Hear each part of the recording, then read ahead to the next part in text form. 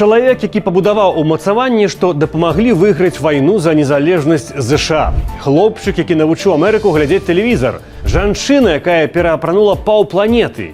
Кінапрадзюсер, які вынайшаў Голлівуд. Школьны настаўнік, які заправіў ракету да месяца. Фінансіст з Уолл-стрыт, які стаў мільярдэрам. Усе яны выхадцы з Беларусі.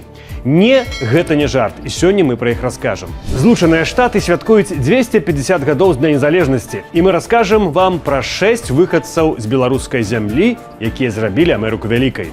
Без гэтых імігрантаў з Беларусі Амерыка магла б выглядаць трошкі інакш.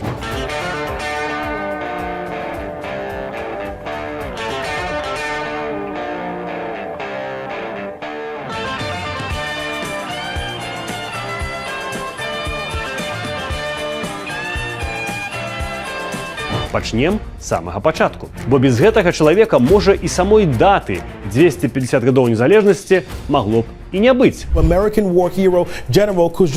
Тадеуш Касцюшка нарадзіўся ў 1746 годзе ў Мерачоўшчыне. Гэта Берасцейская вобласць сёння. Сучаснікі звалі яго Ліцвінам, чалавекам з Вялікага княства Літоўскага. Менавіта гэты Ліцвін у 1776 годзе перасек акіян, каб ваяваць за незалежнасць ЗША.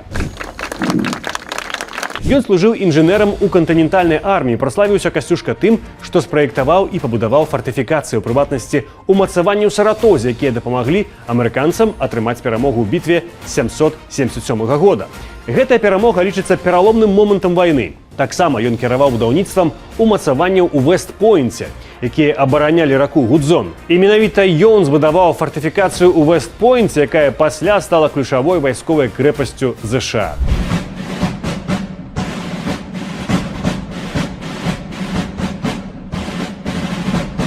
Вэст-Пойнт зараз – гэта ваенная акадэмія Злучаных Штатаў.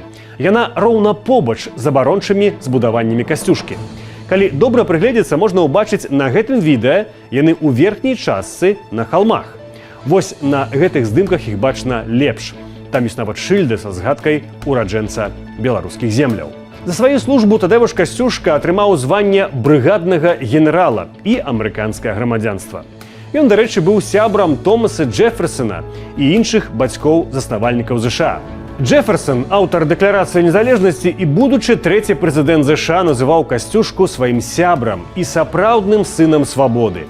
Чалавек з беларускай зямлі дапамог пабудаваць абарону той самай краіны, якая праз некалькі стагоддзяў стане наймагутнейшай у свеце. За ўсё гэта амерыканцы паставілі Касцюшку нямала помнікаў. Гэта акурат у Чыкага. Але наш Ліцвін пасля ўсё ж вярнуўся ў Еўропу, дзе ўзначаліў паўстанне супраць расійскай імперыі, якая акупірвала яго бацькаўшчыну. Дома пра Касцюшку складалі песні.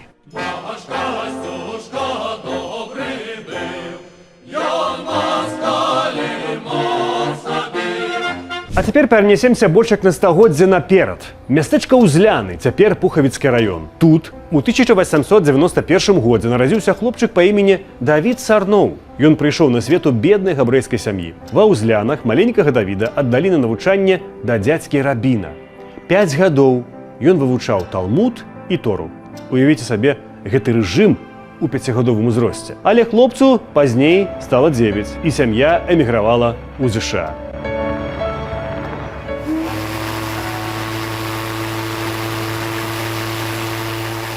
Дзевяцігадовы Сарноў прадаваў газеты на ідышы на вуліцах Нью-Йорку. А праз нейкія 30 гадоў гэты самы хлопчык стаў асобай, без якой Амерыка проста не ўключыла б тэлевізар. It has been my privilege and a fascinating experience to watch the scientists at work on color television. Сарноў стаяў ля вытокаў амерыканскага радыё і тэлебачання. А пачалося ўсё так. У 15гадовым узросце ён вывучаў азбуку Морзе і пачаў працу для Гульельма Марконі, італьянскага вынаходніка і інжынера, аднаго з піянераў радыёсувязі. Крок за крокам і хлопчык з Узлянаў узначаліў амерыканскую радыёкампанію і стварыў першую нацыянальную радыёсетку ў Амерыцы – NBC. А пасля менавіта ураджэнец Пухавіцкага раёна арганізоўваў рэгулярнае тэлевяшчанне ў ЗША. One day through television, the entire world will stream into our living rooms with a velocity of light. 10 амерыканскіх прэзідэнтаў ад Вудра Вільсона да Рычарда Ніксона карысталіся яго парадамі па пытаннях сувязі і інфармацыі. А падчас Другой сусветнай вайны яго роля выйшла далёка за межы бізнесу. This is Robert St. John in the NBC newsroom in New York. Ladies and gentlemen, we may be approaching a fateful hour. Улетку 1944 года падчас высадкі саюзнікаў Нармандыі генерал Дуайт Эйзенхауэр асабіста прызначыў Сарнова сваім памочнікам і даручыў яму арганізаваць радыёсувязь паміж войскамі. За гэта ураджэнец беларускіх земляў атрымаў вышэйшы ваенны ордэн ЗША, легіён заслугаў і званне брыгаднага генерала. А гэта ўжо мястэчка ракаў і гісторыя, якая тычыцца літаральна кожнай жанчыны на планеце, нават калі яна пра гэта не ведае. У 1886 годзе тут нарадзілася Іда Кагановіч. У 16 гадоў яна пачала працаваць швачкай. Гэтае ўменне пасля зменіць не толькі яе жыццё, але і жыцці жанчын, як я ўжо сказаў, ва ўсім свеце. У 18 год Іда эмігруе ў ЗША да будучага мужа, таксама, дарэчы, ракаўскага габрэя. Спачатку Іда, цяпер ужо Розенталь, займалася шыццём сукенак, а ў 21 годзе разам з партнеркай Энід Бісет адкрыла краму, якая неўзабаве стала кампаніяй Maidenform. Іх вырабы рэкламавалі па тэлевізіі, якую, як я ўжо казаў раней, пашырыў для амерыканцаў Давід Сарноў. That bra is for tonight. I want it now. You've got it? The new Maidenform twice over? It's on its way. They've got it. It's coming. It's here. Менавіта ураджэнка Ракава стварыла бюстгальтер, які падтрымліваў натуральную форму цела. Спачатку такія вырабы проста давалі бясплатна да пакупкі сукенкі, але потым попыт быў настолькі вялікі, што кампанія перанакіравалася менавіта на іх вытворчасць. Менавіта таму Іду Розенталь часта называюць вынаходніцай сучаснага бюстгальтера.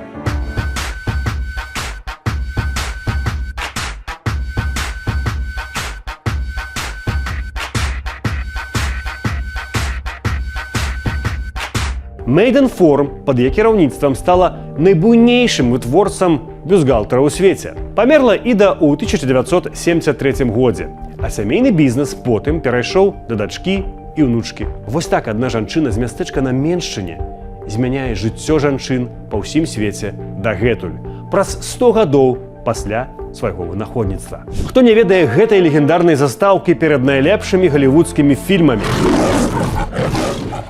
Гэта лога кінакампаніі Metro-Goldwyn-Mayer. Менавіта там знялі. Сэр, вы не джентльмен. Так же, как и вы, мисс, не леди. Гэта культавы фільм 1939 года «Знесеныя ветрам». У свой час ён атрымаў 12 оскараў. А хто не памятае, вось гэтага.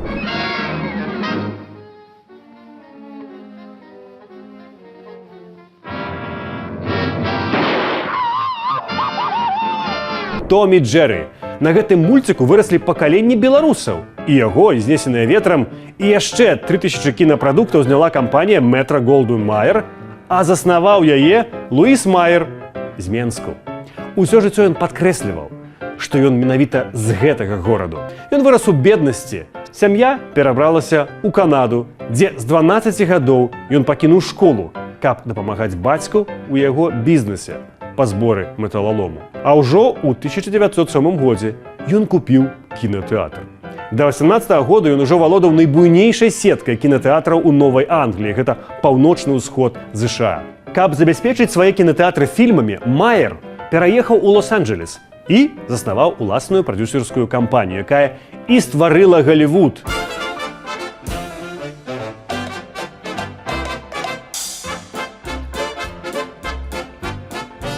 Ён быў адным з заснавальнікаў Акадэміі кінамастацтваў і навук, якая і ўручае прэміі «Оскар». У 30-40-х гадах Луіс Майер быў адным з самых багатых людзей Амерыкі.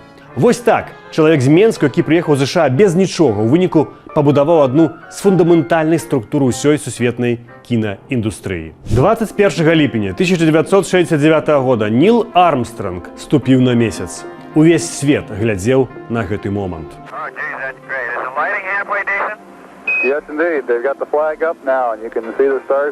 Мала хто ведае, што паліва, якое падняло яго туды, было распрацавана пры ўдзеле чалавека з беларускай зямлі. Барыс Кіт нарадзіўся ў 1910 годзе, вырас на Наваграчыне і пасля Віленскага універсітэту стаў настаўнікам матэматыкі у Віленскай беларускай гімназіі, а ў 1939 годзе яе дырэктарам. Пасля вайны ён апынуўся ў ЗША і стаў спецыялістам у галіне ракетнага паліва. Менавіта таго тыпу, на якім ляцелі амерыканскія касмічныя апараты эпохі Апалон.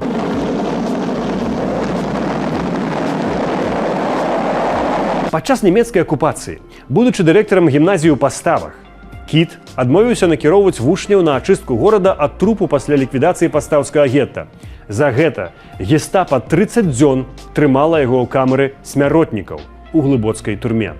Уратавалі яго вучні, распачаўшы кампаніі ў яго абарону. У ЗША Кіт стаў навукоўцам у кампаніі North American Aviation, дзе працаваў над касмічнымі праектамі. Ад ракет Навахо да праграмы Апалон. Ягоныя даследаванні вадкага вадароду як касмічнага паліва дапамаглі вывесці амерыканцаў на месяц. Кіт стаў акадэмікам Міжнароднай акадэміі астранаўтыкі і ганаровым прафесарам Мэрылендскага універсітэту. Васіль Быкаў называў яго беларусам нумар 1 ва ўсім свеце. І забыць свае беларускасці. І паціху рабіць для беларускасці тое, што можна. Памёр Барыс Кіт у 2018 годзе ва ўзросце 107 гадоў. Культавая фраза Армстронга пра «адзін маленькі крок» магла б і не прагучаць без гэтага беларуса. Ой, мой Мінск, моя сталіца, Беларусі родной. І нарэшце гісторыя ўжо нашага часу. Ігар Тульчынскі нарадзіўся ў Менску ў 1966 годзе у сям'і музыкаў. Бацька рабіў скрыпкі, маці была піяністкай.